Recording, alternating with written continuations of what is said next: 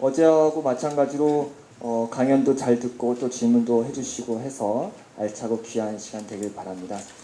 바로 시작을 하도록 하겠습니다. 오늘도 강란 선생님 우리 큰 박수로 맞이해 주시길 바랍니다.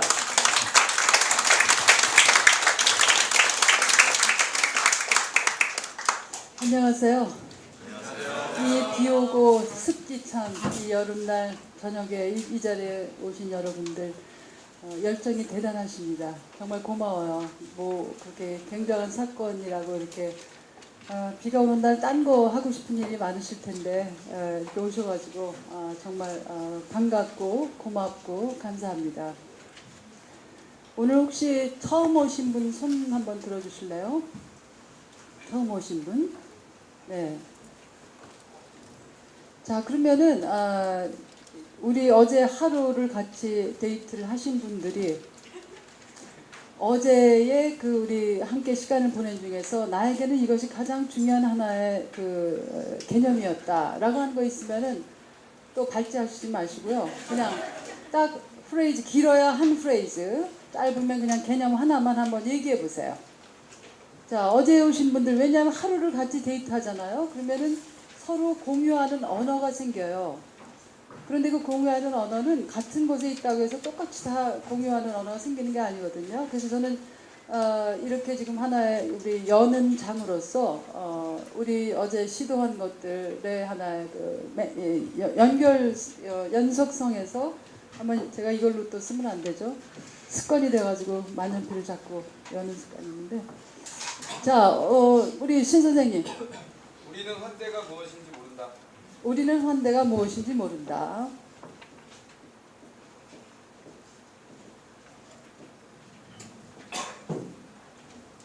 우리는 헌대가 무엇인지 모른다. 자, 이거는 따옴표를 해야 돼요. 그죠? 자, 다른 분. 경계를 해체해야 경계 해체를 해야 사랑이 가능하다. 다른 분. 적환대, 하스피탈리티.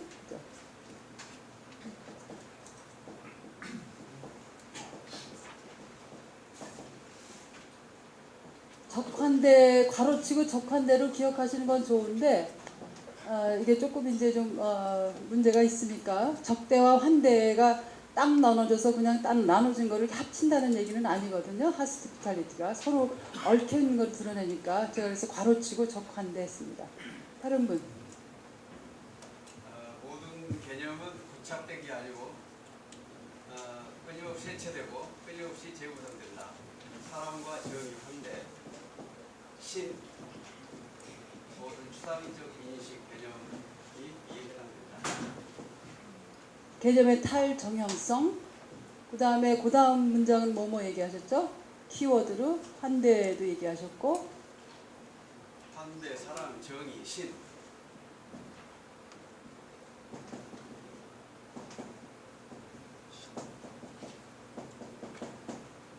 다른 분. 뚜컴.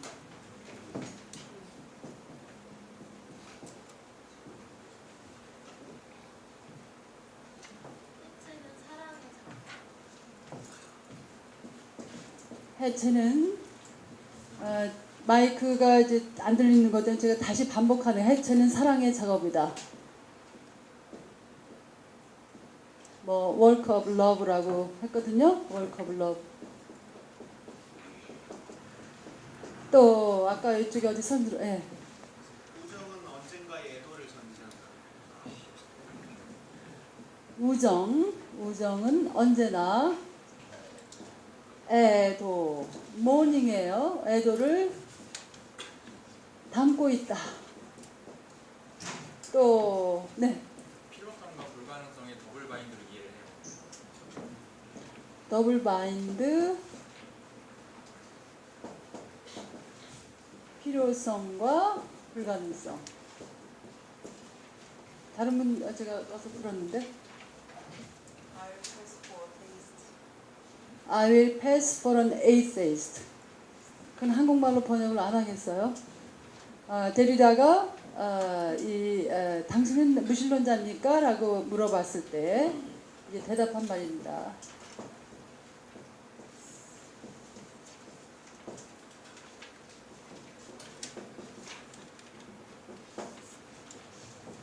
자, 나는 오늘 이거 지금 얘기하지 않으면은 속에서 병이 걸릴 것이다 하시는 분 한 분만 더.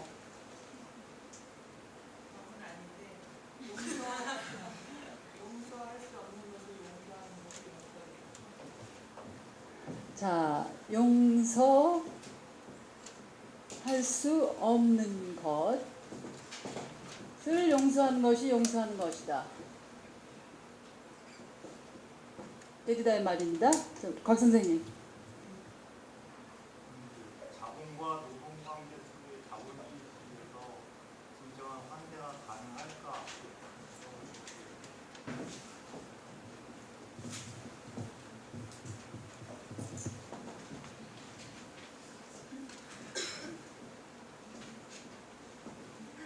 자본주의 구조 속에서 진정한 환대란 가능한 것인가?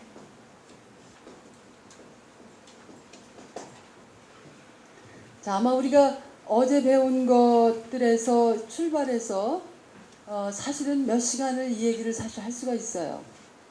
그래서 저는 제가 늘 강조한 것 중에 하나는 새롭게 배움이라는 것은 이 개념들을 꿰는 거예요. 마치 개념들이 마냥 굿소리라 그러면 여러분들에게 다가온 개념으로부터 출발해서 그것으로부터 다른 것과 연결시켜서 또 연결시키고 또 연결시키는 겁니다.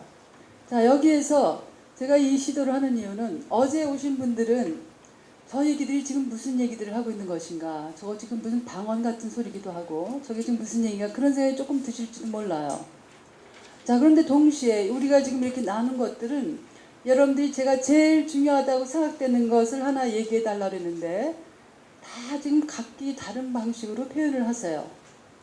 그러면 제가 여기에서 강연자이기 때문에 이거는 중요하지 않아, 저거는 더 중요해, 제가 그렇게 여러분들이 해석하는 것에 위계를 설정할 수가 없어요. 만약 제가 모든 사유를 하는 선생이었다면 혹은 강연자였다면 제가 1, 2, 3, 4 해서 제일 중요한 게 1번, 2번 이렇게 아마 했을 겁니다. 그래서 마치 이런 우리 지금 여러분들이 다 중요한 얘기들을 해주셨는데 이거는 우리 오늘 종교 얘기에서 굉장히 중요한 하나의 인식의 하나의 뭐랄까요, 전제들, 출발들에서 중요한 니체의 위대한 선언이 있습니다. 니체가 사실들이란 없다, 다만 해석뿐이 있을 뿐. 그래서 there are no facts but interpretations. 자, 이 단순한 한마디가 사실은 다양한 우리가 안다고 생각하는 것들에 대한 근원적인 어떤 도전을 했어요. 자, there are no facts. 사실들이란 없다. 해석이 있을 뿐. 물론 여기에서 사실이란 말을 여러분들이 하나의 어떤 그렇다면은 뭐 강남순이가 천이 아니죠. 지금 2016년 8월 2일 날 새밀교회 플러스에 여기 카페에서 강연을 했다. 그런 아주 단순한 팩트까지 없다고 얘기하는 게 아니에요. 여기서 팩트라고 하는 그런 거 얘기하는 게 아닙니다. 다만 무엇을 얘기하냐면, 자, 강연을 했지 않습니까? 우리가 3시간 30분을 우리 친선생님이 정확하게 분을 200 몇십 분을 같이 하고 있었는데 같이 있었는데 나는 그 자리에 바로 있었어 라고 한 것 때문에 자기가 경험한 어제의 사건의 경험을 절대화시킬 수 없다는 거예요.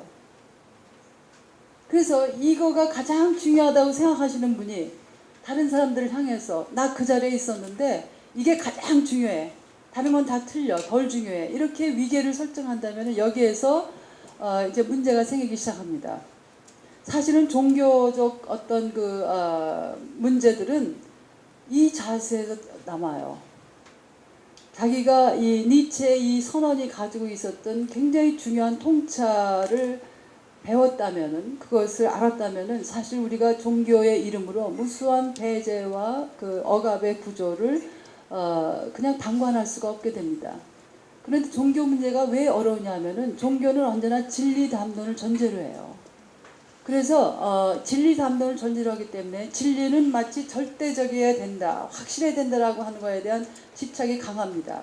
자, 이게 이제 우리의 이 니체의 말, 사실이란 없다, 해석만이 있을 뿐.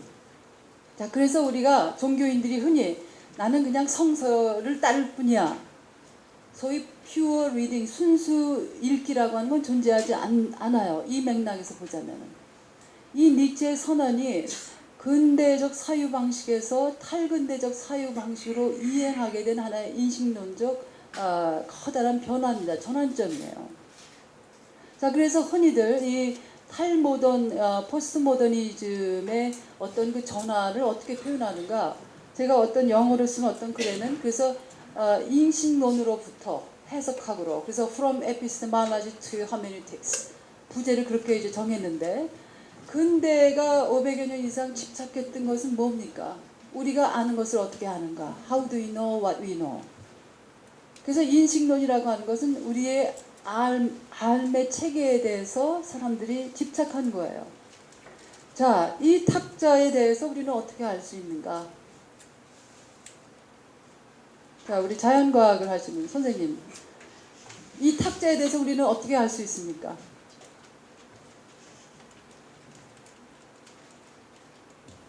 어렵죠, 질문이.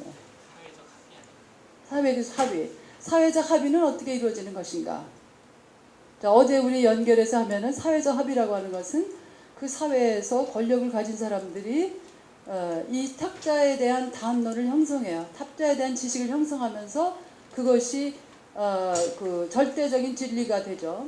자, 그래서 근대의 그 담론이 집착했던 것은 우리가 알고 있다고 생각하는 것을 우리는 어떻게 아는 것인가. 자, 우리가 저 나무에 대해서 저기 밖에 상상의 나무를 한번 상상을 해보십시오. 우리 강의실 밖에는 늘 아름드리 나무가 있어가지고 제가 예를 드는 게 저 밖에 나무였는데 착 보니까 나무가 하나도 없네요. 나무에 대해서 우리는 어떻게 알 수 있는가? 자, 합리론자들은 나무에 대한 다양한 우리의 합리성과 이성을 사용해서 나무에 대한 다양한 분석과 명중성을 통해서 나무에 대해서 비로소 알 수 있다고 합리론자들은 주장을 해요. 근데 또 다른 경험론자들은 뭐라고 했습니까? 아니다. 우리 인간이 가지고 있는 이 다양한 그 감각들, 그죠? 냄새 맡고 뭐 보고 만지고 그런 감각들, 경험들을 통해서만이 저 나무에 대해서 알 수 있을 뿐이다.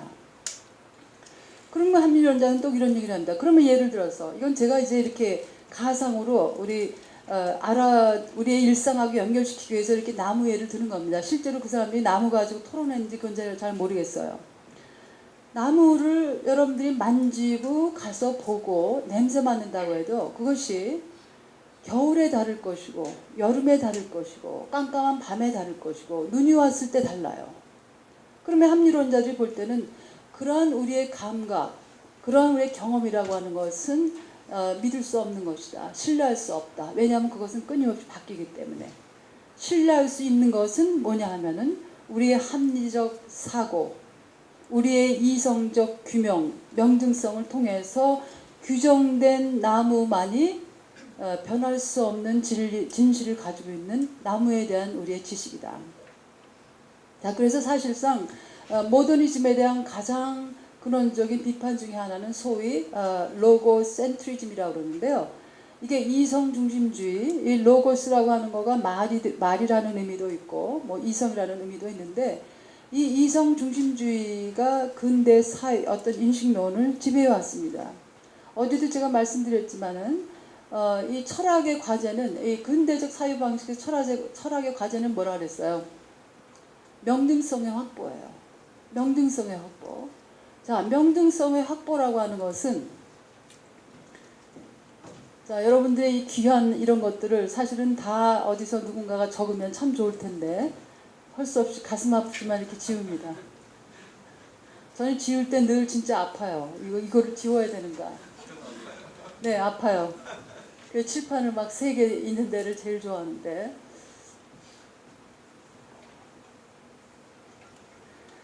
자, 명증성이라고 하는 것은 자, 여러분들이 무언가에 대해서 명증성을 갖기 위해서 확실성,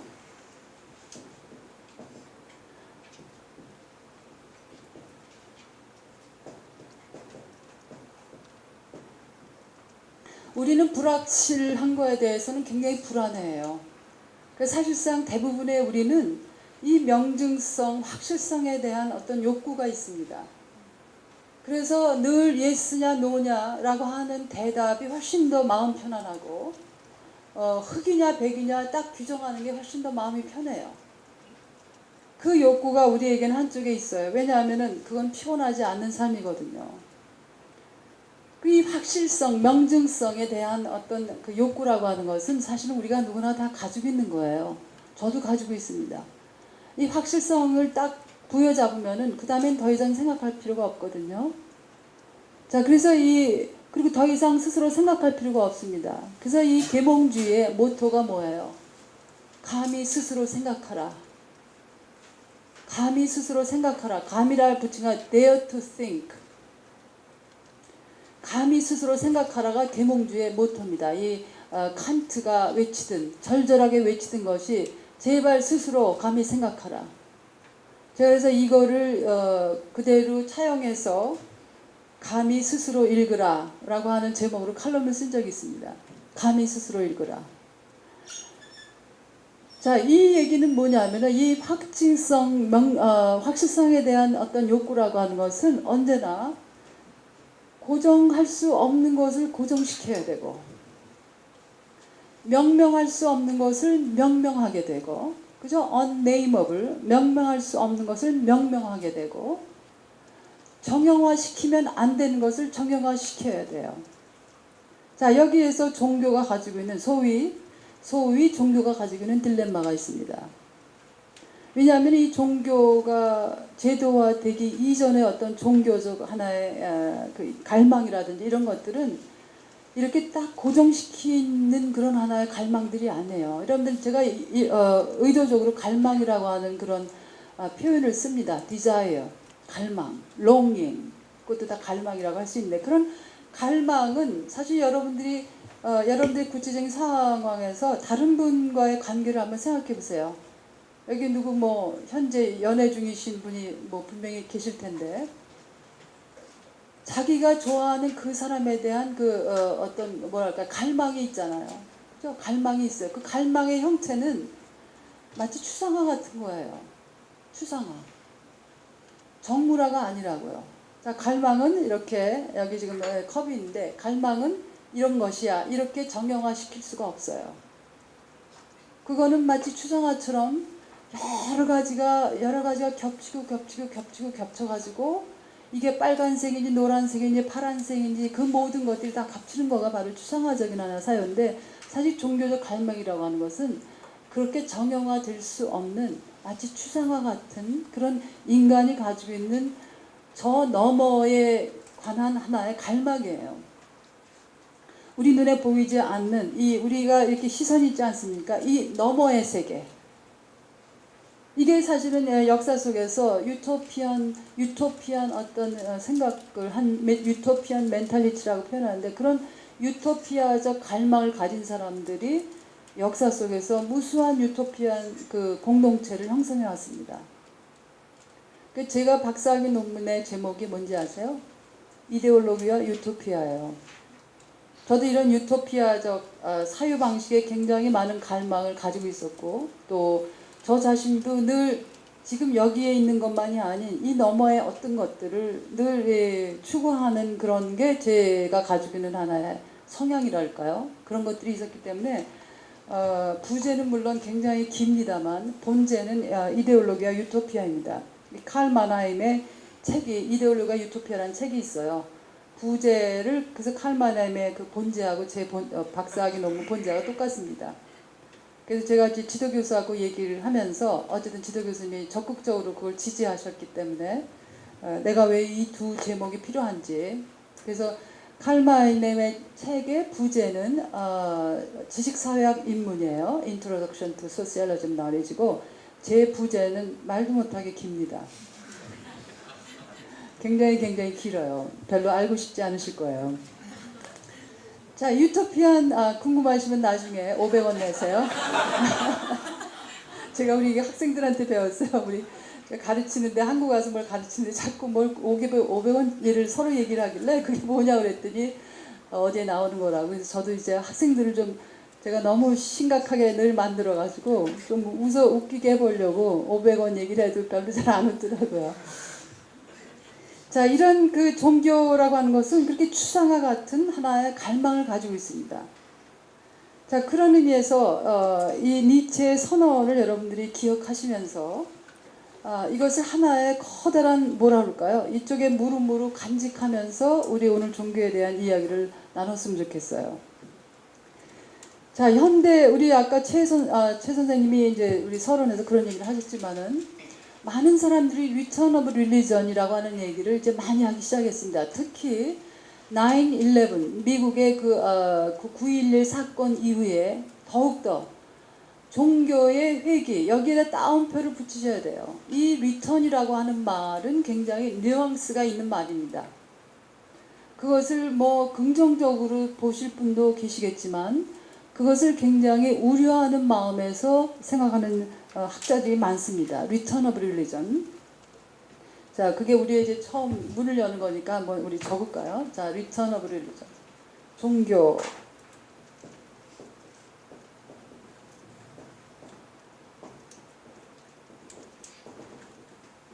돌아가셔서 강남순교는 서구화됐다 그러지 마세요. 영어를 쓴다고 서구화됐다 그러고 한국말로 종교의 귀환 뭐라 그러죠? Return. 종교의 귀환 그렇게 되겠죠? 예. 자, 이거를 return이라고 하는 것에 뉘앙스가 있다는 걸 기억하시면서 특히 여기에서 종교의 귀환이라고 하는 것을 쓸 때에 사람들이 염두에 두고 있는 것은 각 종교들마다 근본주의가 부상을 하기 시작을 했어요. 특히 이제 9/11 9.11 사건이라고 하는 것은 겉으로 보기에는 이 이슬람 근본주의가 어떻게 다양한 폭력과 테러를 일으켜 하고 정당하여 왔는가. 그것은 우리가 보고 있는 것입니다. 또 저쪽에 다른 쪽에서 보면은 기독교 근본주의가 다양한 나라들에서 다양한 폭력과 전쟁과 살상을 정당해 왔습니다. 미국 안에 특히 미국 언론만을 보는 그러한 우리의 시각에서는 늘 이슬람 근본주의만 문제이지만 저쪽 편에서 보면은 기독교 근본주의가 갖가지 문제를 일으키고 있는데 그것은 서구 언론들이 보여주고 있지 않아요. 그래서 이 이슬람 그 뭐 아이시스라든지 그렇다고 해서 제가 무슨 아이시스나 이슬람 근본주의의 폭력을 뭐 이해할 수 있다 이런 얘기가 전혀 아닙니다. 이쪽의 폭력의 문제성을 드러내려면은 저쪽의 문제성도 드러내야 되거든요. 그래서 우리가 일본과 이 위안부 문제를 비판하려면은 우리 자신이 다른 데 가서 한 다양한 억압과 폭력의 구제를 스스로 자아 비판을 해야 돼요. 베트남에 가서 또 한국군 안에 있었던 위안부 문제들이라든지 그런 비판을 자기 성찰을 동시에 하면서 그러면서 다른 사람들이 한 일에 대해서 비판을 해야 됩니다. 근데 우리는 언제나 이중적 기준을 가지고 있어요. 우리 자신에 대해서는 가만히 있고 다른 사람이 우리의 한 것만에 대해서 굉장히 적나라하게 비판을 하는데 이 이슬람 근본주의에 대한 어떤 시각이나 미디어에서 보여주는 시각 이런 것들은 사실 굉장히 어떤 의미에서는 불공평해요. 왜냐하면은 이쪽 서구의 그 기독교 근본주의가 만들어낸 다양한 폭력의 문제는 언제나 가지고 있거든요. 그래서 이런 문제에 관심이 있으신 분들은 에드워드 사이드가 쓴 이제 Covering Islam이라고 하는 그런 책의 제목이 있습니다. 제가 한국말로 번역되어 있는지 그건 제가 잘 몰라요. Covering Islam.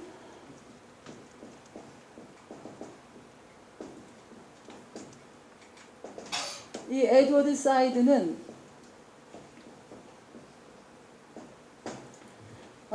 지금은 이제 죽었어요. 죽었는데 콜롬비아 대학교에서 교수를 오랫동안 했습니다. 굉장히 탈식민주의 담론에서 거룩한 삼위일체 중에 한 사람으로 불려져요. 홀리 트리니티. 자, 이런 학문적 용어들을 보세요. 얼마나 기독교 중심적으로 형성이 되어 있어요. 홀리 트리니티. 그러니까 우리의 지식 체계가 어떻게 소위 서구 기독교 중심적으로 형성되어 왔는가. 그러니까 기독교인인가 아닌가도 상관없어요. 서구와 관련된 모든 예술, 문화, 역사, 철학 모든 것들이 유대교, 기독교가 소위 파운딩 메타포라고 이제 두 개의 서구 문명을 이루는 두 개의 파운딩 메타포가 하나는 아리스토텔레스의 사상이고 또 다른 하나는 유대 기독교다. 유대인들은 이렇게 유대 기독교라고 붙이는 것에 대해서 불편하게 생각하는 사람들이 많습니다. 그래서 저도 이 상황에 따라서 이렇게 붙여서 뭐 주데오 크리스찬이티 이런 표현을 가능하면은 안 쓰려고 해요. 왜냐하면 유대교는 독특하게 가지고 있는 독특한 전통이 있거든요. 근데 그 사람들이 보면은 늘 기독교가 유대교를 슬쩍 해가지고 마치 다 포괄하는 것처럼 그렇게 표현하는 이제 주데오 크리스찬이라는 표현에 대해서 굉장히 문제 의식을 가지고 있는 이제 학자들이 있기 때문에 여기서는 편의상 이제 유대 기독교라고 하는 표현을 쓰지만 이 두 가지 축이 서구 문명을 이해하는 데에 가장 근원적인 하나의 사상 줄기라고 그래요. 그래서 제가 어저께도 말씀드렸지만 데리다를 얘기할 때 왜 자꾸 이 속이 에이브라믹 릴리전이라고 해서 기독교, 유대교, 이슬람 이 세 가지를 에이브라함적 종교라고 그러거든요.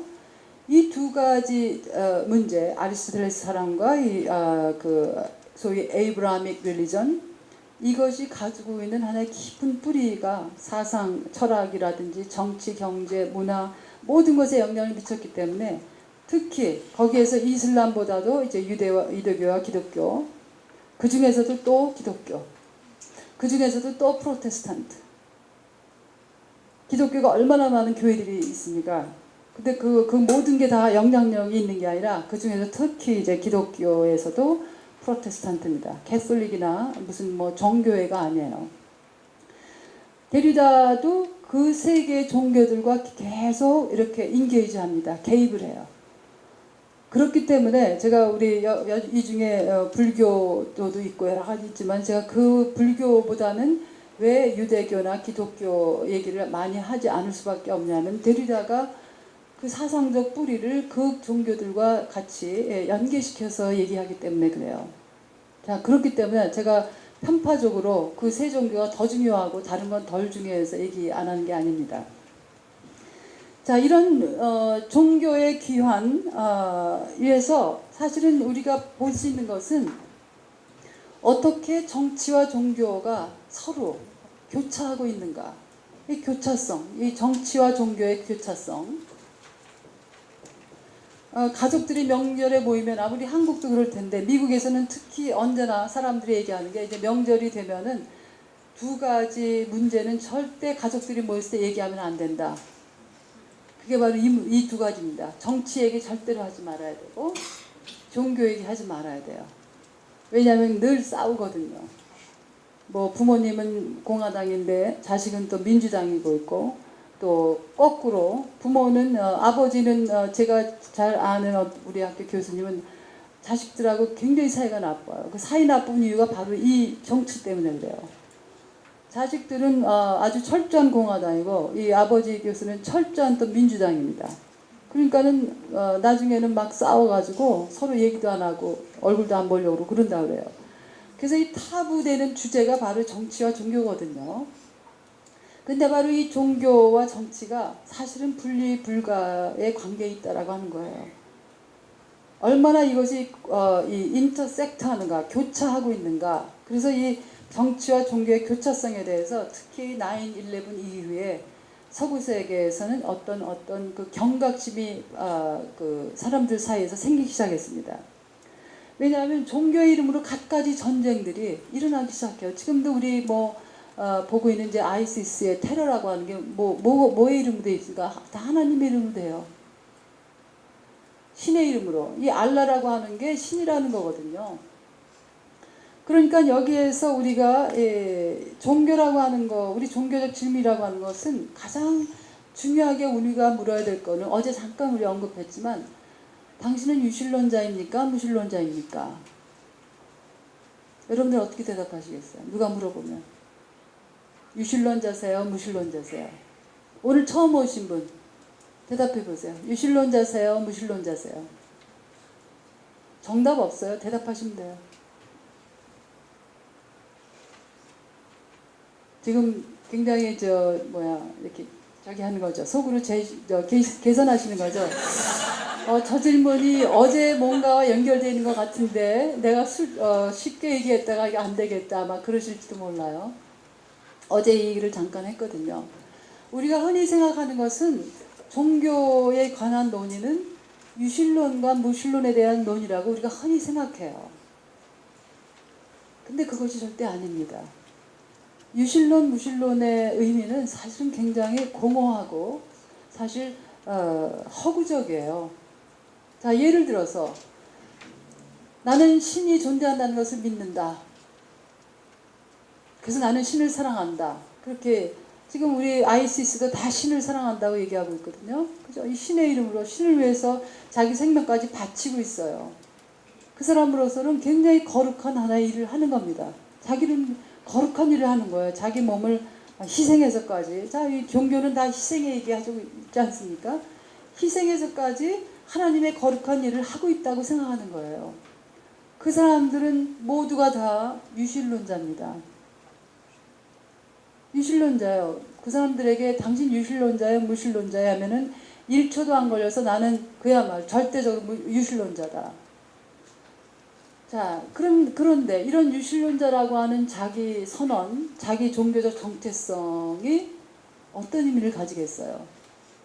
그 유실로한다, 신이 존재한다라고 하는 것을 믿는 자라고 하는 그 개념 규정에서 그 신은 다양한 폭력과 증오와 그 억압을 정당화하는 신입니다.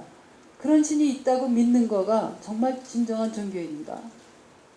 자, 그래서 어제 잠깐 얘기를 했죠. 니체가 신은 죽었다라고 할 때 우리가 초점을 두고 그 씨름해야 될 파트가 어디라고 그랬어요? 가시예요. 죽었다라고 하는 파트가 아니라 어제 오시지 않은 분들을 위해서 어제 우리가 니체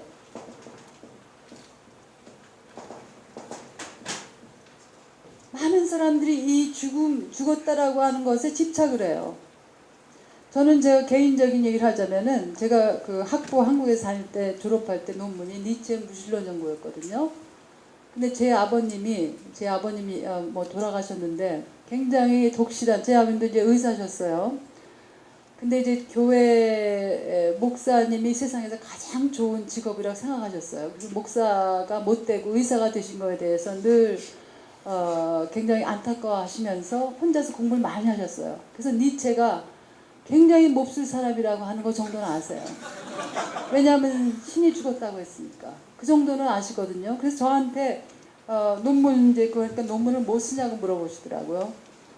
그래서 내가 니체 무실론 하면은 저희 아버님이 얼마나 충격받으시겠어요. 그래서 그냥 뭐 신에 대해서 써요. 그냥 그렇게 얘기를 했습니다. 뭐 맞긴 맞잖아요. 그래서 사실은 다 드러내지 않고 한 부분만 어쨌든 신에 대해서 쓰는 거니까 니체 무실론 연구를 이제 했는데, 그때 많은 사람들이 생각할 때 왜 도대체가 무실론자에 대해서 왜 연구할 필요가 있는가, 그런 질문을 제가 많이 받았어요. 그때 뭐 대학 4학년 때 뭐 이렇게 많이 알겠어요. 알고 있는 게 지금 논문 쓴 걸 보면 굉장히 정말 미미하고 너무나 그 단순하고 그런데 그 당시에 저로서는 굉장한 심각한 하나의 과제였습니다. 여기에서 우리가 끊임없이 집착하는 이 죽음이라고 하는 것이 아니라 다시 좀 물음을 다시, 그래서 좋은 물음을 묻는 것이 이래서 중요한 거예요. 죽었다고 선언되는 신은 누구인가? 그래서 데리다는 늘 그 물음 묻기에 대해서 강조한다. 물음에 대한 물음을 다시 물어야 된다. 그러니까 어떤 물음이 주어졌을 때 그냥 그 물음이 아니라 그 물음에 대해서 다시 물음을 물어야 된다라고 데리다는 늘 강조해요. 물음에 대해서 물음을 다시 물어야 된다. 그래서 여러분들이 누군가가 당신은 하나님을 믿습니까? 당신은 하나님을 혹은 신을 사랑하십니까? 그러면은 여러분들은 그 질문에 다시 질문을 할 수 있어야 돼요. 당신이 묻는 그 신은 어떠한 신인가? 예를 들어서 이게 바로 좋은 질문하는 법입니다. 그래서 질문 자체가 담고 있는 하나의 허점들, 그 질문 자체가 담고 있는 어떤 오류들 자체를 끄집어낼 수 있어야 돼요. 데리다는 그런 것을 굉장히 잘합니다. 그래서 제가 어제 농담반 진담반 얘기했지만 데리다를 공부하는 우리 학생들 보면은 학기 초하고 학기 말하고 너무나 달라져요. 학기 말 되면은 그냥 보통 사람들이 그냥 지나가는 얘기들을 그 속에서 늘 뭘 끄집어냅니다. 자기들끼리 이제 서로 그러면서 재밌게 웃기도 하고 그러는데, 어거스틴이 이런 질문 잘하는 방식, 어거스틴은 굉장히 그 여성 혐오주의자예요. 그래서 제가 어느 땐가는 모든 여성 혐오주의자들에 대해서 나는 결코 인게이지하지 않겠다 그렇게 생각을 했는데, 공부하다 보니까 철학사든 무슨 신학사든 사상가를 보니까 이미 여성 혐오적 그 사유 방식을 하지 않는 철학자 무슨 신학자 아무도 없어요. 아무도 없어요. 찾을 수가 없어요. 그 성서의 바울도 그렇잖아요. 다양한 그 여성 혐오적 미서지니스트라고 하는데 그런 발언을 많이 합니다. 어거스틴도 마찬가지예요. 어거스틴도 굉장한 그 여성 혐오라고 하는 말이 지금 한국 사회에서 굉장히 그 표피적으로 이해되고 있는데, 사실 이것은 굉장히 복합적인 얘기입니다. 제가 여기서 이 얘기를 할 수는 없으니까, 이 얘기가 아주 궁금하신 분은 며칠이죠? 8월 9일 날 벙커원으로 오세요. 거기 2부에 보면은 여성 혐오에 대해서 이제 얘기를 하는데, 사실 여성 혐오가 굉장히 복합적인 차원을 가지고 있어요. 자동적으로 알아지는 여성 혐오는 없습니다. 학습돼야 되고 구체적으로 분석돼야지 여성 혐오에 대해서 비로소 아하 할 수가 있어요. 상식적으로 알 수 있는 페미니즘은 사실 거의 없습니다. 왜냐하면 지금은 법적으로 평등이 다 보장돼 있어요. 옛날에는 상식적으로 이 헌법 자체가 여자에게는 예를 들어서 참정권을 주지 않는다. 여자들은 특정한 대학에 갈 수 없다. 법적으로 차별이 이미 명중하게 드러나기 때문에 차별이 뭔가, 혐오가 뭔가가 금방금방 소위 상식적으로도 찝어낼 수가 있는데, 지금은 공부하지 않으면, 학습하지 않으면 여성 혐오가 정말 어떤 얼굴들을 하고 있는지 알 수가 없어요. 공부해야 돼요. 학습해야 돼요. 독학을 해야 됩니다. 제가 오늘 그 인터뷰를 했는데, 우리 저 기자님이 여기 앉아 계시지만, 진정한 리더는 소위 그 끈질긴 그 뭐죠? 셀프 토트 독학, 끈질긴 독학자여야 된다. 뭐 학교 어디 등록해서 공부하라는 얘기가 아니라, 우리 현대 사회라고 하는 것은 이전 사회보다 훨씬 더 복합적이고 아주 그 다층적이에요. 그래서 이전에는 자명하게 보였던 것들이, 차별의 문제도 지금은 자명하지가 않습니다. 왜냐하면 법적 평등, 모든 것들은 표면적으로 다 보장이 돼 있어요. 그런데 차별과 억압과 배제는 훨씬 더 은밀하게 작동이 됩니다. 자, 이 어거스틴 같은 경우, 제가 어거스틴 얘기하다 이 여성 혐오 얘기까지 연결되는데, 어거스틴은 굉장히 미서지니스트한 그런 발언을 많이 했습니다. 그래서 저는 굉장히 싫어했었어요. 그러다 보니까 건질 사람들이 없어요. 제가 그 코스모폴리타니즘 작업을 할 때도 심한 딜레마에 빠진 게 바로 임마누엘 칸트입니다. 칸트가 굉장히 저한테 중요한 하나의 사상적 토대가 되는데, 칸트를 깊숙이 하다 보니까 이 사람이 굉장한 인종주의자예요. 영어에서는 인종차별주의자고 그냥 인종주의자하고 레이시스트하고 레이셜리스트를 구분해서 쓰는 경우들이 많아요. 이 사람이 실제로 인종차별주의자인지는 몰라요. 그렇지만 분명히 인종주의자예요. 자, 한쪽에서는 모든 지구 위에 발을 디고 사는 사람은 누구에게나 그 사람의 인간으로서의 권리가 주어져야 된다. 이것이 바로 이 세계의 영구적 평화를 위해서 가장 중요한 사상이라고 얘기했습니다. 그래서 칸트는 소위 코스모폴리타니즘의 어떤 그것을 구체적인 사회정치적 이슈로 드러내게 한 굉장히 중요한 인물이거든요. 근데 칸트에 대해서 공부하다 보니까 제가 딜레마가 생긴 거예요. 철저하게 인종주의자. 그래서 가장 그 우월한 인종은 독일 민족이에요. 그래서 어떤 말까지 했냐면은, 하다못해 개들조차도, 유럽에 있을 때는 똑똑한 개가 아프리카로 가면은 이 칸트는 인간 지리학에 대해서 많은 그 과목을 가르쳤습니다. 가장 오랫동안 가르친 과목 중에 하나가 철학, 논리학 이런 것만이 아니라 인간 지리학의 휴먼 지오그래피. 그래서 어떻게 날씨와 그 날씨에 따른 인간의 어떤 그 소위 인종이 어떻게 이 날씨들에 의해서 좌우되는가. 그래서 이 니그로는 이 뜨거운 데서 자란 사람들은 도대체 그 합리적이거나 지적인 일을 할 수가 없어요. 게으르고 굉장히 비합리적이고 나태합니다. 그래서 하다못해 개까지도 아프리카에 가면은 개가 완전히 바보개가 된다고 그렇게 표현을 해요. 자, 그러니까 제가 얼마나 당황했겠습니까? 한쪽으로는 이 세계의 영구적 평화를 위해서 이 코스모폴리탄 권리, 코스모폴리탄 하스피탈리티 이런 것을 그리고 저스티스 문제를 정말 감동적으로 쓴 사람이 또 다른 편에 조사를 해보니까 이렇게 철저한 왜곡과 오류 속에서 이 인종을 분류하고 있었어요. 자, 그래서 커다란 딜레마를 느끼면서 도대체 이걸 어떻게 할 건가? 그냥 이렇게 버려야 될 것인가?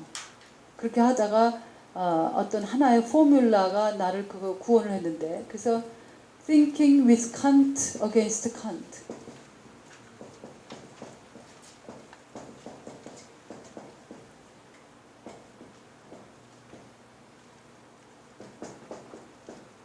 제가 이 귀절을 두 사람에게 적용했습니다. 제 영어 책에서는 칸트하고 그 다음에 바울이에요. 사도 바울. Thinking with Paul against Paul. 제가 우리 학생들에게는 Thinking with Kang beyond Kang. against는 하지 말고 너무 좀 이렇게 대립적이니까 나하고는 beyond Kang 그렇게 해라. 제게 우리 소수의 학생들이 캉이안 그렇게 하는 학생들이 있어요. 자기들이 귀엽게 굉장히 이제 그걸 맨날 따라다니면서 자기들은 캉이안이다. 캉이안, 뭐 칸티안 이런 것처럼 캉이안 그러는데 제가 얘기하기를 against 쓰지 말고 beyond를 써라. 그럼 이건 너무 좀 내가 슬프니까 beyond로 해라. 이제 그렇게 얘기를 하는데 한 인간, 한 사상가라고 하는 것은 제가 그래서 그 칸트를 통해서 보게 된 거가 칸트 전문가들도 칸트의 이 인종 문제에 대해서는 거의 다루질 않았어요. 아프리카 그 포스트 탈식민주의 철학자가 이 칸트의 이 인종의 문제를 다양한 자료를 통해서 이제 말하기 시작을 했습니다. 제가 칸트 전문가들이 모아놓은 여러 가지 칸트 컴패니언 이런 걸 봤는데 거기에는 수십 챕터가 있는데도 인종에 대한 챕터는 없어요. 모른 척 하는 것인지 아니면은 너무 수치스럽기 때문에 그걸 빼놓는 건지 모르겠어요. 그래서 이 칸트가 가지고 있는 하나의 이 소위 인식론적 그 사각지대. 그래서 어거스틴도 제가 그 의미에서 어거스틴의 미소지니 여성 혐오적 그것은 우리가 어게인스트 해야 되지만 어거스틴이 가지고 있었던 굉장히 놀라운 철학적 통찰이 있습니다. 거기에서 어거스틴은 이런 질문을 어떻게 바꾸냐면은 당신은 신을 사랑하십니까? 이 질문은 이미 공허한 질문이 돼요. 이 질문을 멋진 질문으로 바꿉니다. 그래서 어떤 의미에서 보면 배움이라고 하는 것은 어떻게 좋은 질문을 묻는가를 배우는 게 바로 배움이에요. 제가 저한테 A를 받는 학생은 좋은 질문을 묻는 것을 배우는 학생이라고 제가 늘 강조합니다. 그래서 여기 어거스틴은 내가 신을 사랑하는가? 이 질문을 내가 신을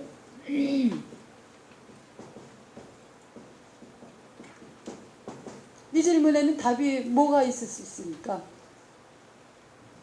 신을 사랑하세요? 신이 뭐죠? 내 강연에 여러 번 지금 같이 와가지고 지금 이 질문의 어떤 문제성을 이미 파악하고 있어요. 대개 우리 교회나 뭐 어디든지 하는 것은 예수를 사랑하십니까? 혹은 뭐 예수를 구세주로 받아들이십니까? 저도 가끔 이런 질문을 받는데 참 글쎄 서서 이제 미국에서 큰 한국 슈퍼마켓인데 그 앞에 가면요, 특히 이제 썬데이에 가면은 사명감에 사로잡힌 이제 그 우리 한국 교인들이 서서 그 뭐 이렇게 CD도 나눠주고 그러면서 전도하려고 저한테 그런 질문 가끔 해요. 예수를 구세주로 받아들이세요. 아, 그거 어떻게 해요? 그냥 웃죠. 그거 하도 그래서 이제 그때는 제가 잡히기가 싫어서 그냥 교회 가요, 교회 나가요. 이러면 이제 얘기가 끝나더라고요. 그전엔 그 말도 하고 싶지 않아서 안 했더니 계속 자꾸 말을 하는데 이 질문 자체 당신은 신을 사랑하십니까? 당신은 예수를 사랑합니까? 이 질문은 무의미하다라고 하는 거예요. 근데 이런 질문들이 교회 안에서 무수하게 가르칩니다.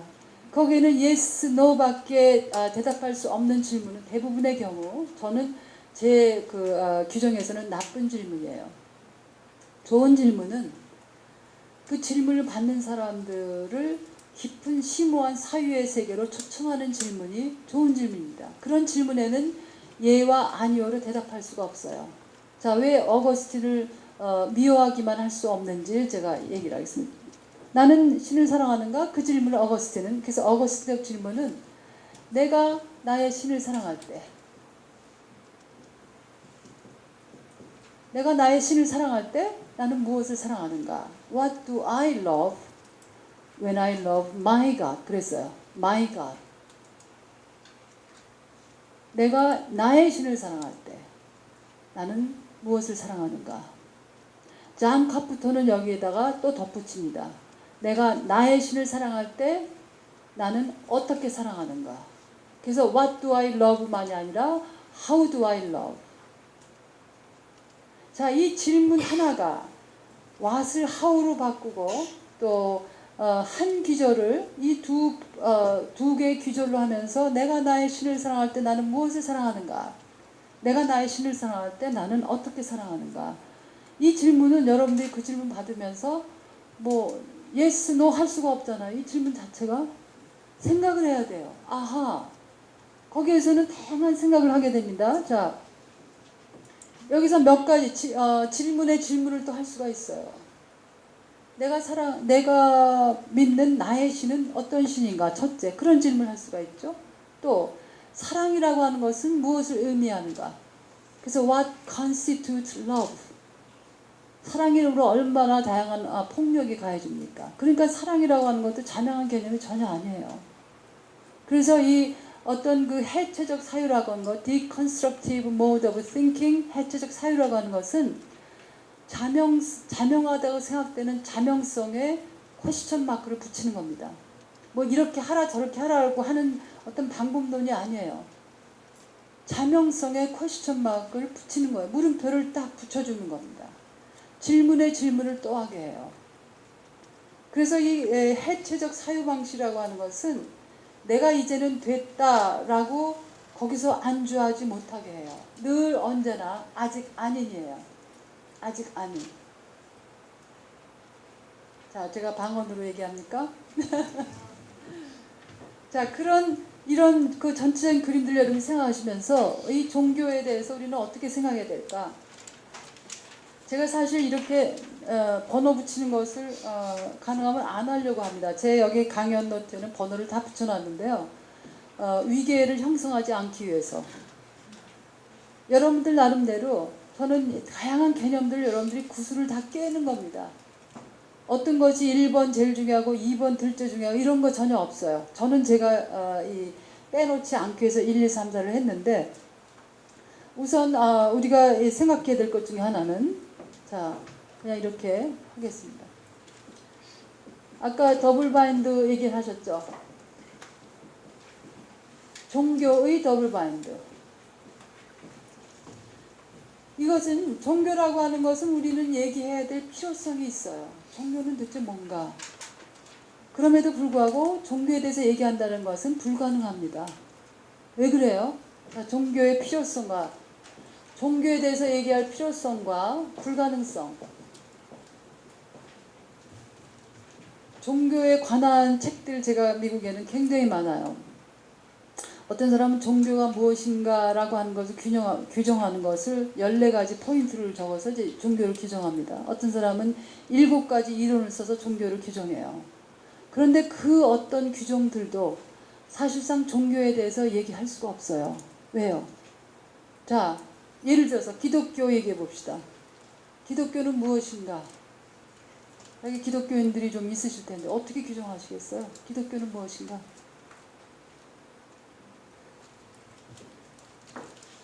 기독교. 어디에서 제가 국제회의 가면은 자 기독교적 입장에 대해서 한번 얘기해 주세요. 그러는 질문 받을 때가 있거든요. 혹은 또 아시아적 입장에서 해주세요. 그러면 그 질문자의 질문을 다시 질문해야 돼요. 자, 기독교적 입장이라고 하는 것이 가능한 것인가? 그 질문부터 저는 하죠. 기독교적 입장이 가능하다고 생각하세요. 왜냐하면 누구 한 사람이 기독교라고 하는 엄청난 다양한 다양성들을 포괄해서 누가 이것이 바로 기독교적이다라고 얘기할 수 있는 사람은 아무도 없어요. 불가능해요.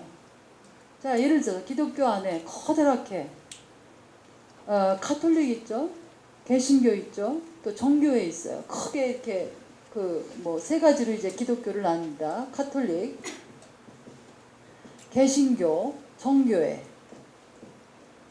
자, 가톨릭은 그래도 하나로 유지되고 있지만 개신교 보세요.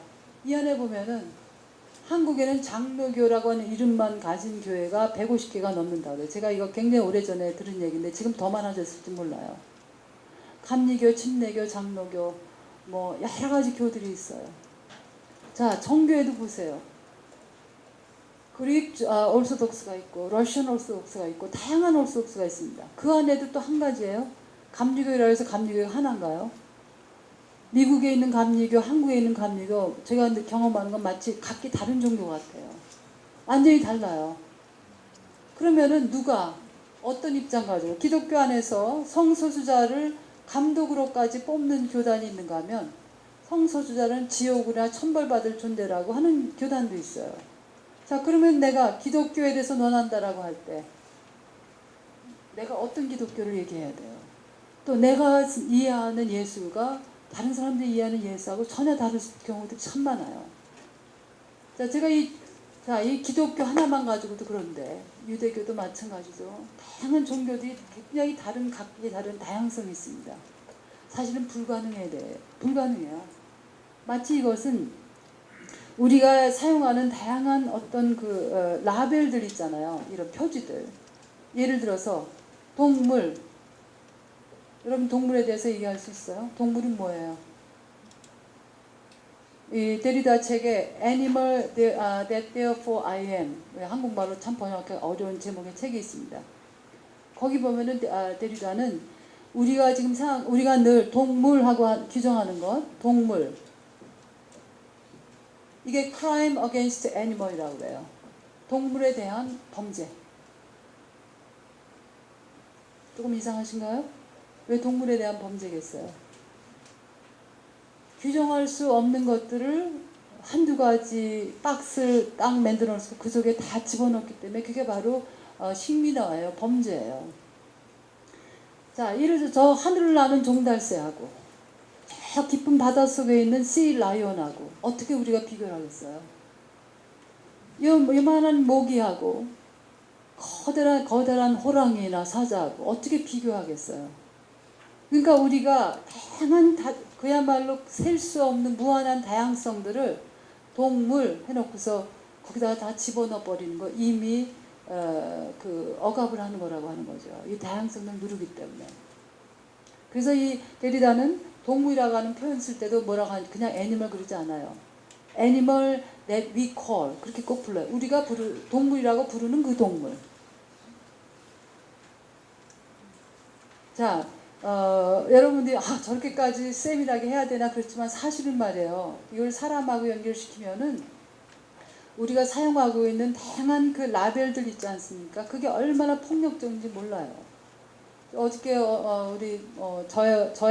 저를 좌파 지식인 하면서 했다는 그 링크를 보내주셔가지고 제가 읽었는데 그 글을 쓰신 분은 아예 경향신문은 좌파 신문으로 아예 규정하고 그러고서 좌파 신문이 실은 제 글을 이제 좌파 지식인의 뿌리 없음 그러면서 얘기하셨던데 자 좌파 우파가 뭔가라고 하는 거에 대한 질문을 먼저 해야 돼요. 뭐가 좌파고 뭐가 우파인가 그렇잖아요. 뿌리 이 없음의 의미는 도대체 뭔가. 그분은 이제 미셸 푸코의 책을 번역하셨다 그러는데 번역했다라고 하는 것이 후코에 대한 해석의 절대적 권위를 당연하게 부여받는 게 전혀 아니에요. 근데 그분은 여전히 번역한 내가 보기에 후코는 그게 아닌데 어디 감히 후코를 그렇게 세월호하고 연결시켜가지고 세월호는 하나의 사고인데 그게 무슨 국가하고 상관이 있느냐 그러면서 이제 좌파 신문이 좌파 지식인의 글을 이렇게 뿌리 없는 글을 실었다 그렇게 이제 비판을 하시더라고요.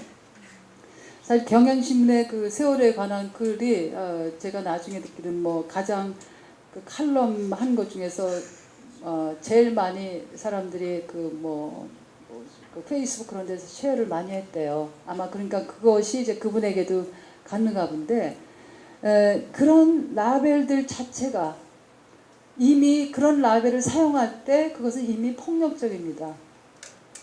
자, 그래서 저는 무슨 진보다 보수다 이런 표현을 정말 끝까지 거부하면서 안 쓰려고 노력해요. 어떤 특정한 상황에서는 어쩔 수 없이 그런 라벨들을 쓸 수밖에 없는 상황들이 있는데 그럴 때는 분명히 그런 라벨들이 이 경우에 어떤 뭐를 의미하는가를 밝히면서 써야 됩니다. 좌파 우파도 마찬가지예요. 굉장히 다들 피상적으로 쓰고 있는데 사실 그거는 굉장히 허구적 개념이에요. 어디까지가 좌고 어디까지가 우인가, 어디에 경계를 긋을 것인가, 어느 문제의 경계를 긋을 것인가. 진보 보수도 마찬가지예요. 인종적 문제에는 굉장히 진보적인 사람이 젠더 문제나 이 섹슈얼티 문제는 아주 보수적인 경우 많고 거꾸로예요. 젠더 문제에 굉장히 레디컬한 사람이 인종 문제나 섹슈얼티 문제에 또 굉장히 보수적인 사람도 있고 그래서 이 진보 보수라든지 모든 라벨들은 가지고 있는 하나의 함정들이 있어요. 그래서 이 라벨의 폭군이라고 하는 표현을 씁니다. Tyranny of Labeling. 이게 이제 포스트 모더니즘 담론들이 다양한 사회의 문제들을 분석하면서 이런 우리가 그냥 무비판으로 쓰고 있는 라벨들이 얼마나 다양한 폭력들을 야기시키는가 그런 걸 지적하고 있는데 자 이런 종교의 더블 바인드를 생각하시면서 우리가 이제 종교에 대한 얘기를 하는 겁니다. 자 종교적 진리 하나에 커다란 함정이 있는데 종교적 진리 아까 처음에 말씀을 드렸지만 종교적 진리라고 하는 것을 얘기할 때 사람들은 확실성이라고 하는 것을 가장 커다란 하나의 덕목으로 삼고 있어요.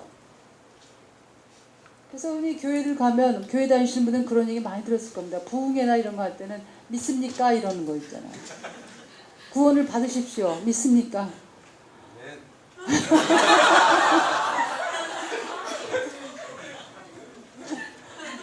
이렇게 불자들도 이렇게 그런 걸 얼마나 이게 대중화되어 있으면 자 그러죠. 부흥사가 앞에서 구원을 받으십시오 하고서 이제 믿습니까 하면 이렇게 아멘을 해야 이제 구원 받는 겁니다. 자 이러한 종교가 철저하게 상품화돼 버리는 거예요. 종교가 상품화돼 버립니다. 여기에서 한탄을 안 할 수밖에 없어요. 한탄이 나옵니다. 이거는 신의 이름으로 신을 배반하는 것이고 그 좋아하는 예수 이름으로 예수를 배반하고 있어요. 예수는 그렇게 예수의 어느 기절도 이렇게 종교를 상품화해가지고 자 받아라 믿어라 이러는 거 하나도 없습니다. 자 어저께도 예수하고 데리다하고 연결을 조금씩 시켰는데 사실 데리다가 얘기하는 소위 종교 없는 종교 제가 종교 없는 종교는 조금 이따 얘기하려는데 좀 얘기를 하겠습니다. 이 종교적 진리의 확실성에 대한 집착 이것에 대해서 해체적 접근을 해야 하는 것이 바로 데리다의 종교 없는 종교의 핵심입니다. 자, 이 해체적 접근이라는 건 뭐예요? 확실성에 물음표를 붙여요. 왜냐하면은 진리라고 하는 건 이것은 누구도 고정시켜서 파악할 수 없는 겁니다. 파악 불가능한 인간의 인식체계 너머에 있는 그런 존재에 대해서 유한한 인식을 가진 인간이 정형화시켜서 확실하게 고정할 수 없어요. 고정 불가능한 것을 고정하려고 하는 것, 정형 불가능한 것을 정형화하려고 하는 것, 불확실한 것을 확실성으로 전환시키는 것, 이게 바로 사실은 십계명에 보면은 나 외에 다른 신을 섬기지 말라. 이것을 해체적으로 이해하자면은 그 어떤 고정성도 거부하는 겁니다. 자, 이 성서에 보면 모세가 신에게 묻습니다. 도대체 당신은 누구냐? 신이 뭐라고 대답해요? 신의 아이덴티티 폴리틱스가 여기 나옵니다. I am who I am. 나는 나다. 사실 저는 이건 기가 막힌 굉장한 deconstructive identity politics라고 생각해요. 제가 그래서 영어로 쓴 책이 이제 Diasporic Feminist Theology라고 있는데 그 안에 한 챕터가 deconstructive mediation of identity politics라고 있습니다. 해체적 방식으로 이제 이 소위 정체성의 정착을 접근하는 건데, 자, 나는 나다라고 할 때의 그 의미는 신이 I am who I am. 여기에서는 여전히 다양한 해석이 가능하죠. 이거는 저의 해석이에요. 그러니까 여러분들 나름대로 여러분들의 해석을 할 수 있습니다. 자, 나는 나다라고 신이 자기 선언을 할 때 굉장한 그 자기 선언이거든요. 자기 아이덴티티를 선언하는데 그것은 나는 내 어떤 이름도 거부하는 것이에요. 어떤 소유도 거부하는 겁니다. 그 어떤 종교도 신을 독점할 수 없어요. 생각해 보세요. 자, 세계 인구에 많은 기독교인들이 특히 문제가 많은데 왜 그러냐면 많은 특히 개신교인들이 신을 소유하고 있다고 생각을 해요.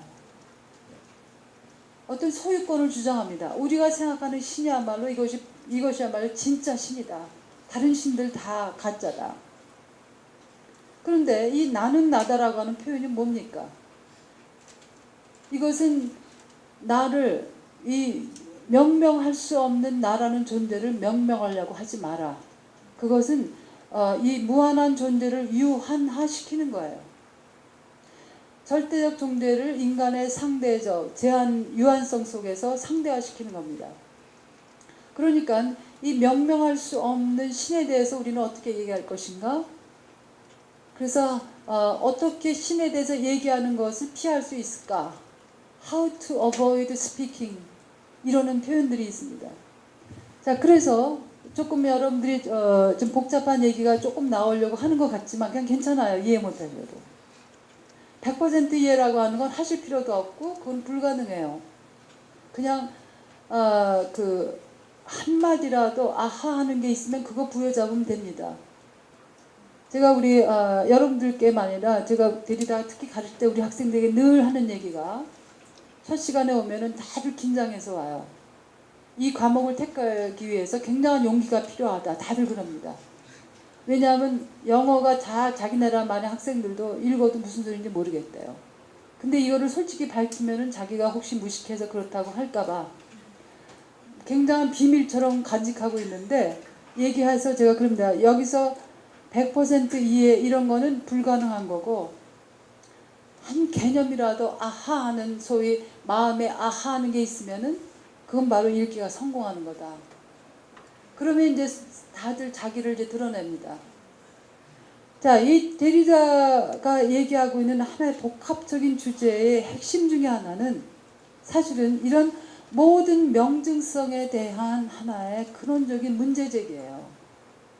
그래서 어떤 사람은 데리다에게서 가장 키워드가 Metaphysics of Presence라고 하는 서구 전통이 가지고 왔던 소위 글쎄요, presence를 뭐 현존의 형이상황 이렇게 번역하면 조금 좀 마음에 들지는 않지만 Metaphysics of Presence라고 하는 것에 집착했던 서구 전통에 대해서 근원적으로 문제 제기를 하는 겁니다. 현존과 부재, 쓰기와 말하기. 예를 들어서 말하기 할 때는 이 서구 전통은 데리다가 이 디퍼런스에 어저께 얘기하면서 글씨 쓴 거를 봐야지 차이를 알 수가 있어요. 말하는 거에서는 모릅니다. 서구 전통은 이 말하기가 훨씬 더 글씨 쓰는 것보다 더 우선적이라고 생각해 왔어요. 왜냐하면 말할 때 여러분들 제가 여기서 말할 때 뭐가 있습니까? 저의 직접성이 있죠. 그죠? 얼굴을 직접 봐요. 그리고 내가 여기서 현존해 있어요. 그런데 글이라고 하는 건 뭐예요? 저자가 없어졌어요. 없어버렸어요. 그래서 많은 사람들이 글이라고 하는 것은 언제나 위험하다고 소크라테스도 얘기를 했습니다. 왜냐하면은 저자가 거기에 직접 없기 때문에 사람들이 맘 놓고 막 오독할 수도 있고, 그렇게 해서 글쓰기라고 하는 것은 언제나 부차적인 것이었어요. 데리다는 거기에서 근원적으로 문제제기를 합니다. 이 프레젠스에 대한 집착은 늘 명증성, 확실성에 대한 집착이에요. 그래서 이 스펙트라고 하는 그 막스의 유령 스펙트 오브 막스라고 하는 표현은, 스펙트라고 하는 것은 뭐예요? 존재인가 absence, presence, 이것의 경계를 뛰어넘는 겁니다. 그래서 presence in absence, absence in presence, 말장난이 아니에요. 존재 속에 부재하고 부재 속에 현존하는.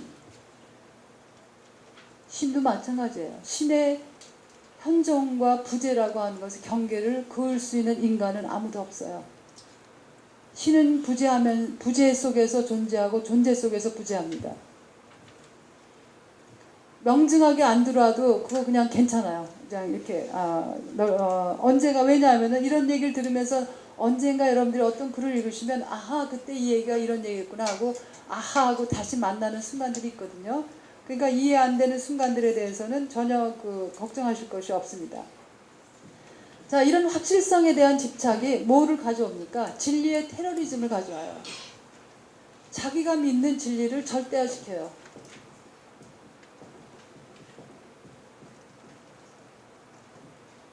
자기가 가지고 있는 그 경험, 자기가 가지고 있는 확신을 그냥 자기만 확신 있고 괜찮은데 그것을 다른 사람에게도 강요합니다. 그 진리가 테러리즘이 돼요. 그래서 절대적 진리가 그러면 없다는 것이냐? 그러면 상대주의냐? 아마 이렇게 묻고 싶으신 분이 있을 겁니다. 그렇죠? 있으시죠?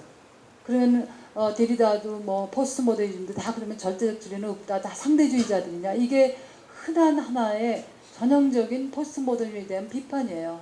포스트 모던주의자들은 다 상대주의자들이다. 이것은 사실은 깊은 독서를 하고 이 포스트 모던주의자들이 한 종류가 아니거든요. 다양한 사람들이 있어요. 그것을 보면은 포스트 모던주의자들이 주장하려고 하는 것은 이 절대적 진리가 인간은 그 절대성을 파악할 수 있는 그러한 인지 능력이 결여한 존재라고 하는 주장을 하는 겁니다. 절대적 진리가 있다 없다가 포인트가 아니에요. 인간의 유한성은 무한자인 신에 대해서 파악할 수 있는 인지적 능력이 결여한 존재예요. 그것은 인간의 능력 밖의 일입니다. 그래서 이 신에 대해서 얘기한다라고 하는 것에 이 기독교 전통 안에서는 두 가지 방식이 있어요. 하나는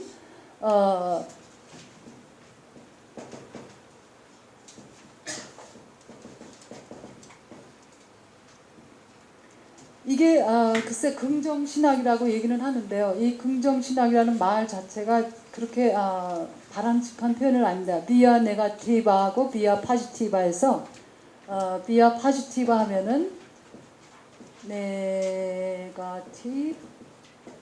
비아 파지티브 하면 긍정신학, 또 비아 네가티브 하면 이제 부정신학. 그래서 아포페딕 디얼라지, 이쪽에는 이제 카타페딕 디얼라지 그러거든요. 그거는 그냥 들으시만 하셔도 됩니다. 여기는 아포페딕, 이쪽은 카타페딕.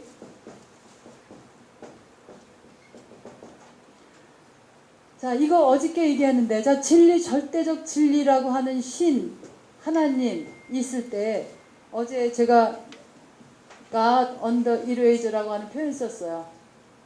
이렇게. 이거 뭐라고 표현하시나요? 이렇게 긋는 거. 네? 취소? 왜 저기 우리 컴퓨터에 보면은, 그거 있잖아요. 이렇게 없애버리는 거. 취소? 취소선. 그러면은 취소선의 하나님, 신 이렇게 해야 되네요. 취소선의 신. 아이고 참 어려운데요. 취소선의 신. 직역하면 이렇습니다. 여러분들에게 이건 쉬운 영어니까 God under eraser라고 표현을 해요. God under eraser. 지우개 이레이저 말이에요. 지우개의 신. God under eraser. 이게 소위 그 해체적 접근으로 하는 이 신에 대한 접근입니다. 이게 어제 그 부정신학에서 많이 이용되고 있는 마이스터 에카르트 제가 인용을 했는데 기억하세요? 마이스터 에카르트의 기도가 뭡니까?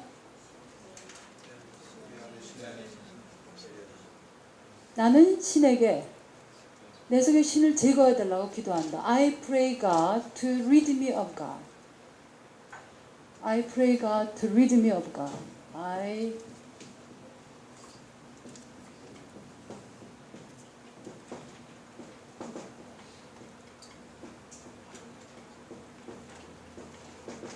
저는 가끔 유학 상담을 받거든요. 교수님 유학 준비하려면 어떻게 해야 돼요? 내가 늘 두 가지 준비하라고 그래요. 하나는 언어 준비하고 또 다른 하나는 사상 준비를 해라. 근데 그 두 가지를 따로따로 하지 말고 함께 하라고 그래요. 왜 그러냐면 영어 공부하는 거, 예를 들어서 영어가 쓰는 나라로 유학하시는 분들이 뭐 학원 막 다닌다고 영어 공부하는 거 그게 그렇게 저는 글쎄 모르겠어요. 저는 학원 체질이 아니라서 모르겠지만 별로 도움 안 돼요. 자기가 전공 분야의 책들을 가지고서 원서를 읽으세요. 거기에서 영어 공부를 하는 거예요. 거기에서 개념들을 끄집어내서 그 개념들을 잘 쓰면 뭐 혀가 막 굴러가면서 영어를 하는 것 같지 않아도 사람들이 듣는 것은 저 사람이 무슨 개념들을 쓰고 있는가를 듣습니다. 그러니까 막 혀를 막 굴리면서 멋있게 영어하는 것 같아도 잡아낼 개념이 하나도 없으면 그 영어 못하는 거예요. 발음이 잘 몰라도 독특한 개념들을 자기의 일상적 언어로 쓰면은 그러면은 그게 바로 언어를 잘하는 겁니다. 그래서 제가 얘기하는 이제 언어 준비는 어디 학원 다니라는 얘기가 아니라 전공 분야의 책들을 가지고서 그거 가지고 그냥 영어를 번역해서 생각하지 말고 그냥 글로 생각하는 거예요. 자, 여기 예를 들어서 God under eraser 하면은 이런 표현을 만약 한다 그러면은 그걸 듣는 사람들이 저 사람은 포스트모더니즘에서 굉장히 중요한 이슈, 해체적 신에 대한 접근을 벌써 이해하고 있구나. 이 한 개념 가지고 그렇게 인상을 줄 수가 있거든요. 근데 God under eraser 저기다 따로 놓고 그 다음에 취소 선의 신 따로 놓으면은 이 개념들이 각기 다른 것으로 사람들이 연결을 못 시켜요. 그래서 가능하면은 영어로 나온 그런 표현들은 제가 영어로 쓰는 이유 중에 하나가 번역해서 계속 이것을 하다 보면 그것이 자기 거로 되기가 참 어렵습니다. 번역은 스스로 여러분들이 머릿속에서 하시면 돼요. 자, 신이라고 내가 이것이 신이라고 고정되자마자 이것으로부터 떠나야 돼요. 이게 어저께 우리가 얘기한 개념, 중요한 개념 중에 하나와 연결되는데 디퍼랑세. 디퍼랑스의 차연이 가지고 있는 하나의 두 의미가 있다 그랬죠. 하나는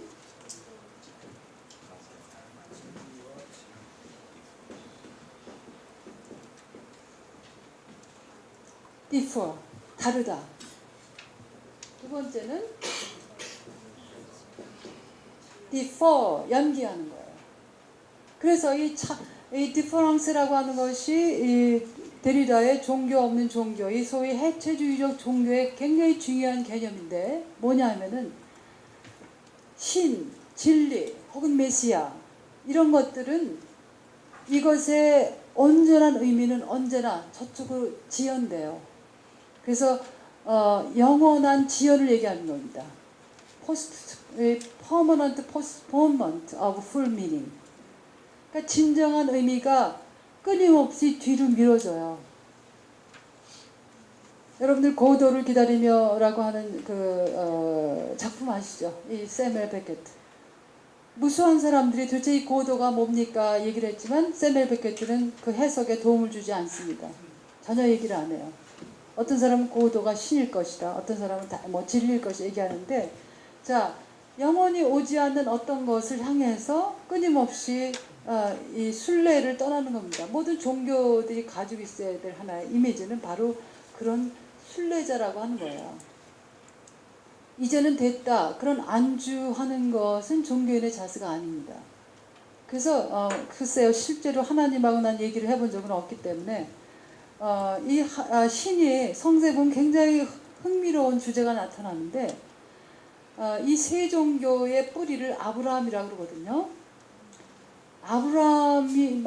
이 아브라함이 굉장히 중요한 인물이란 말이에요.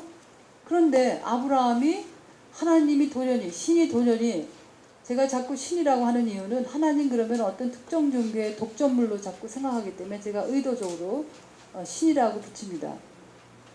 신이 돌연히 나이가 몇 살인가요? 75세. 우리 목사님이 잘 아시는데 저는 늘 이걸 자꾸 잊어버려요. 하여튼 70세가 넘었어요. 75세. 지금도 75세 때 여러분들이 한국에 평생 살았었는데 75세쯤 돼서 돌연히 신이 나타나서 한국을 떠나라. 그러면 어떻겠어요? 지금같이 SNS도 발달하고 다 여러 가지가 발달한 시대에도 이것은 엄청난 하나의 혼란입니다. 근데 왜 신은 아브라함에게 왜 떠나라고 했을까? 거기 신은 아무런 이유를 설명하지 않아요. 자, 저는 그래서 그 지점을 하나의 다이아스포라로 살아가라고 하는 신의 명령, 언제나 이방인으로 살아라라고 하는 것, 그래서 이 아브라함적 환대의 의미가 뭐냐 하면은 왜 중요하냐면 아브라함은 자기가 늘 이방인으로 살아가요. 외국인으로 살아가요. 자, 외국인으로 살아간다라고 하는 건 무슨 의미입니까? 다른 사람의 환대에 의존할 수밖에 없어요. 자기의 삶을. 자, 저는 이거 여전히 저의 해석입니다. 또 데리다의 맥락에서 보면은 이 에이브라믹 하스피탈리티라고 하는 것은 바로 그런 맥락에서 나는 늘 이방인으로 살아왔다. 자, 이방인으로 산다라고 하는 것은 공간에 대한 독점권을 소유권을 주장할 수 없어요. 자, 여러분들 소위 텃세 하는 거 있지 않습니까? 우리 같이 소위 단일 민족이라고 주장하는 그런 민족들은 특히 텃세를 많이 해요. 이방인들에게. 자, 또 유럽에 제가 두 나라에서 살아봤는데 소위 자기들의 뿌리 깊은 정통 속에 있다고 생각하는 사람들은 이 공간에 대한 소유권을 자기도 모르게 주장하게 됩니다. 그래서 Where are you from? 꼭 얼굴이 다르거나 액센트가 있는 사람에게 이 말을 꼭 질문을 던져요. 그거는 뭐냐면 나는 여기 속했는데 당신은 여기 속한 사람이 아니다. 언젠가 딴 곳으로 돌아갈 사람이다 라고 하는 것을 함축하고 있는 하나의 정치적 이 공간에 대한 소유권에 대한 주장입니다. 물론 이 물음을 묻는 사람들이 이 분석을 다 한다면서 하는 걸 아니에요. 제가 그 질문을 받을 때 제가 분석하는 것은 바로 그런 겁니다. 의식적, 무의식적으로 이 사람들은 이 공간에 대한 소유권을 지금 주장하고 있는 거예요. 그러면 제가 그 의도를 가지고 이해하는 사람에게는 I am from here 그렇게 표현을 하죠. 그러면 이제 그게 아니라 진짜 어디서 왔는가 물어봐요. 그럼 난 진짜 여기서 왔다. 그렇게 표현하는데 그 사람에게 생각할 기회를 주기 위해서 그렇게 이제 웃는 얼굴로 얘기를 하는데 I am really from here. 그 사람은 뭐 알죠. 뭐 사우스 코리아에서 왔다. 뭐 어디서 왔다. 이런 얘기를 하길 원하는데 제가 그런 얘기를 쉽게 하고 싶지 않을 때가 있어요. 어떤 때는 그냥 해버리는데 하고 싶지 않을 때는 제가 이렇게 알 수 없는 말로 대답을 꼭 합니다. 웃으면서. 자, 그런 우리가 알지 못하는 이런 다양한 어떤 주장들, 권리의 주장 때문에 신은 돌연히 아브라함에게 떠나라. 그 청청벙령의 소리죠. 그런 다이아스포라적 의식이라고 하는 것이 사실은 이런 에브라함적 종교의 뿌리라고 나는 봐요. 그건 뭐냐면은 독점권, 절대권, 소유권을 주장하지 않고 다양한 타자들에게 환대를 베풀고 환대에 의해서 살아가야 되는 그런 존재라고 하는 거예요. 굉장히 감동적인 얘기입니다. 아브라함은 거기서 왜라고 하는 그런 묻지 않아요. 도대체 내가 왜 떠나야 됩니까? 이제까지 70평생 여기서 살았는데 나 같으면 그렇게 할 법한데 성서는 그 얘기는 전해주고 있지 않습니다. 자, 정주하지 않는 것. 이 종교가 안주하고 정주하게 될 때 그 순간 타락이 생겨요. 왜곡이 생깁니다.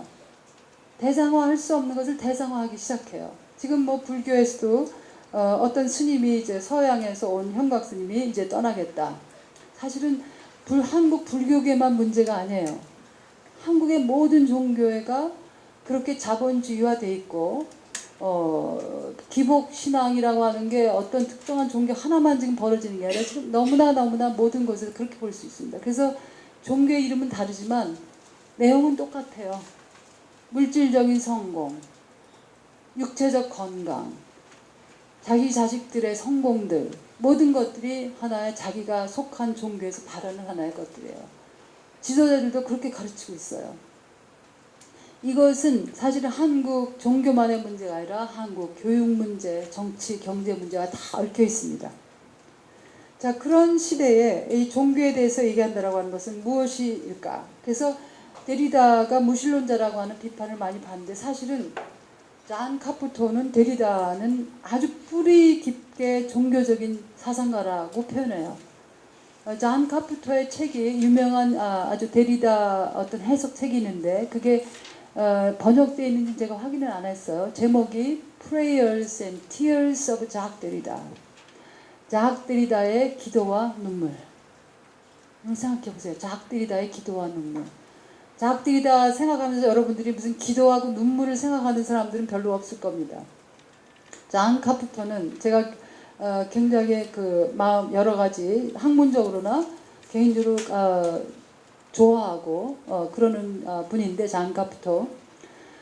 그 사람이 표현하는 작 데리다는 철저하게 그 사람이 작 데리다는 철학이 있으면서 그 철학과 전혀 다른 하나의 소위 신앙이 있어요.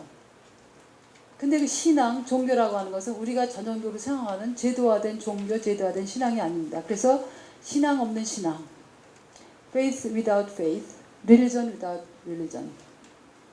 그래서 여기에서 조금 더 그 형용사를 붙이자면 종교 없는 종교라고 하는 것은 종교 없는 종교. 뒤에서 잘 안 보이시나요?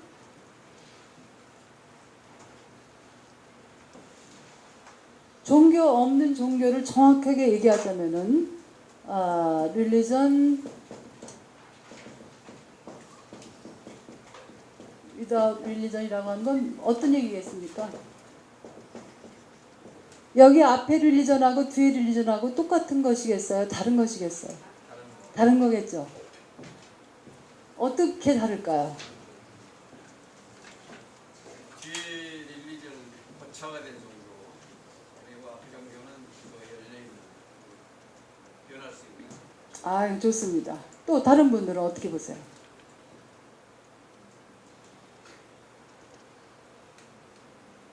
다 지금 이 규정에 다 동의를 하시는 것 같죠? 그죠? 여기를 조금 더 부연 설명해 보면 지금 말씀하신 거 분위기가 굉장히 유사합니다. 이건 deconstructive religion이에요. 여기서 faith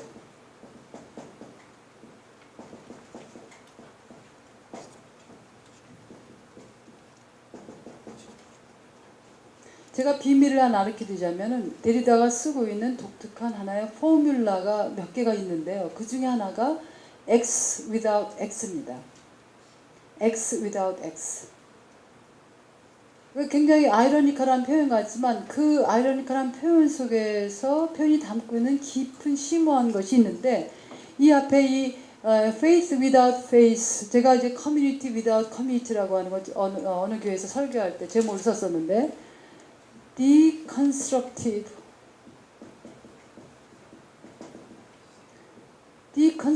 religion without fixity, 그죠? fixity 정형성이 없는 해체적 종교. 또 고정될 수 없는 해체적 종교. 제도화된 종교라고 하는 것은 제도화할 때의 한계는 뭐예요?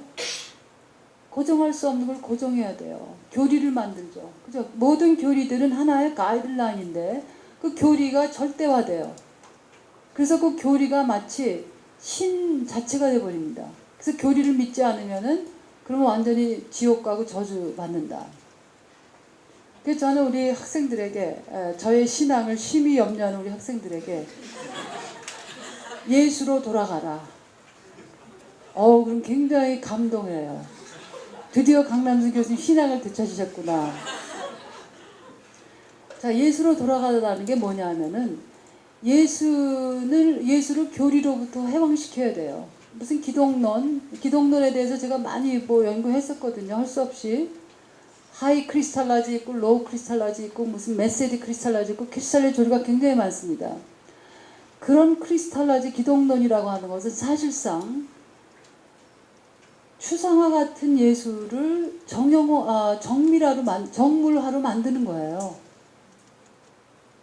예수 생각해 보세요. 예수가 말한 다양한 언어들은 굉장히 메타포적이고 시적입니다. 다시 태어나라. 자, 이거 자체도 탈교류화 시켜야 돼요. 다시 태어나라 이것을 사람들이 다 외워가지고 거듭나지 않으면 구원 못 받는다. 그래서 거듭나는 게 뭐냐면 교회 가서 등록해야 그게 거듭나는 거예요. 이거는 예수가 보면은 기절할 일이에요. 그 어느 성서 기절에도 예수가 어느 교회에 등록하는 것, 어느 종교에 등록하는 것이 바로 새로 태어나는 것이다. 아무런 얘기 없었어요. 그래서 한나 아렌트는 이 새로 태어남이라고 하는 것, 네이탈리티라고 하는 것에 대해서 그것을 철학화하는 아주 독특한 사상가입니다. 이 네이탈리티, 새로 태어남이라는 건 탄생성,